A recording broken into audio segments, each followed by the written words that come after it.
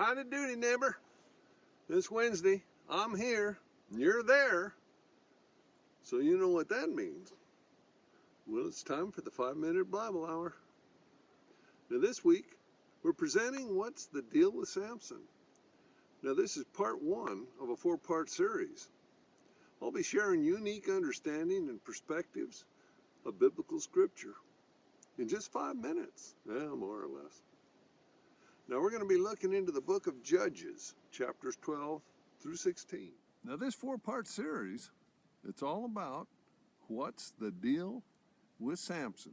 The entire story is quite complex, and we'll explore all the different elements and see how they play against each other. We'll see what all the elements mean and see what lessons that they offer. Then we'll see how we might be able to apply them to our lives right now, today.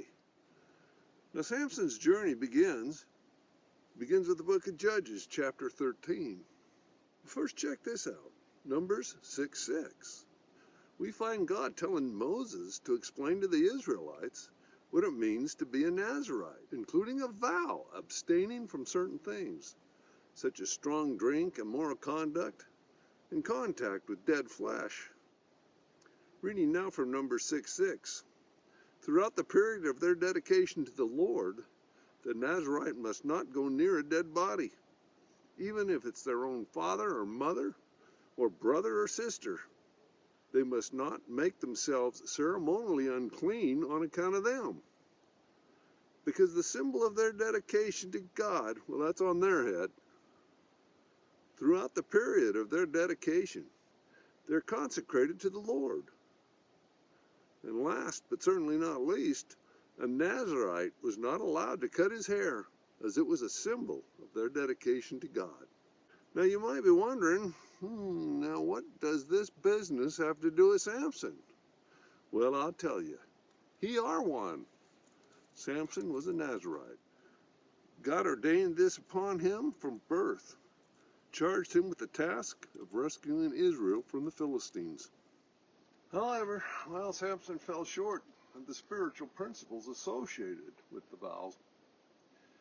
Then again, most Israelites had turned away from God and were living dishonorable lives, separated from God. It was in this decaying society that Samson was born. Despite his outward appearance as a Nazirite, Samson often made choices that went against God, ultimately causing severe consequences in his own personal life. But God still used Samson, his questionable behavior, and his character flaws to save his people. Let's look at Judges 13, 1 through 5.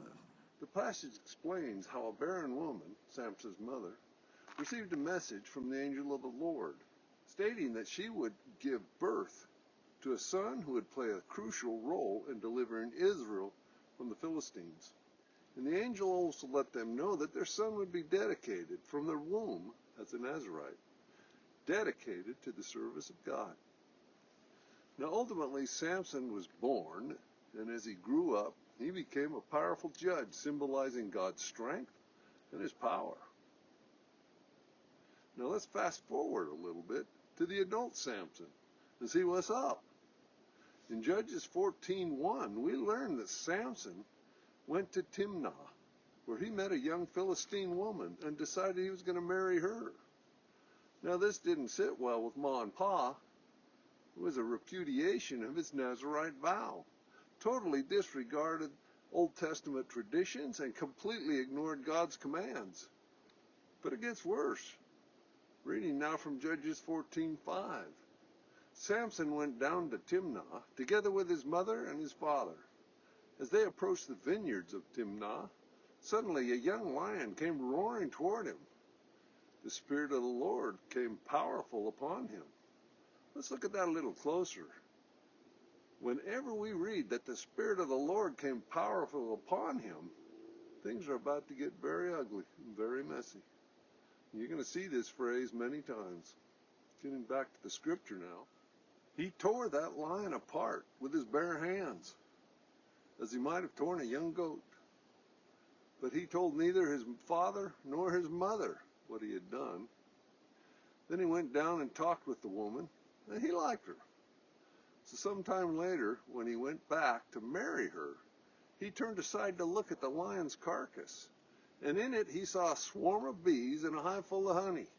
Now he scooped out that honey with his hands, and he ate it as he went along. When he rejoined his parents, he gave them some, and they ate it too. But he didn't tell them what had been taken from a dead lion.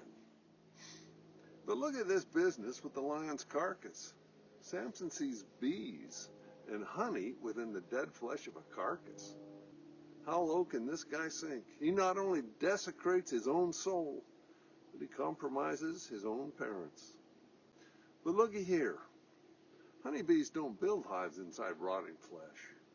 Now you'd expect to find yellow jackets or maggots, even flies, not honeybees. So here was a sweet treat in a place where it shouldn't be. Was this a reward from God? Or did Satan just rear his ugly head, tempting God's servant? This sweet treat could only be acquired by going against God's will. And it was too much of a temptation for Samson. Okay, let's be honest. He never even paused before caving into his desires. He didn't consider his Nazirite vows. He didn't pause for a second and consider God's thoughts. Now this makes for a perfect spot to end part one. Okay, I ran over by a couple of minutes, but we knew that was going to happen. Now next week we're going to start getting into the meat and potatoes of this whole story. So you don't want to miss that. So mark your calendar, set your alarm clock, or tell your mama.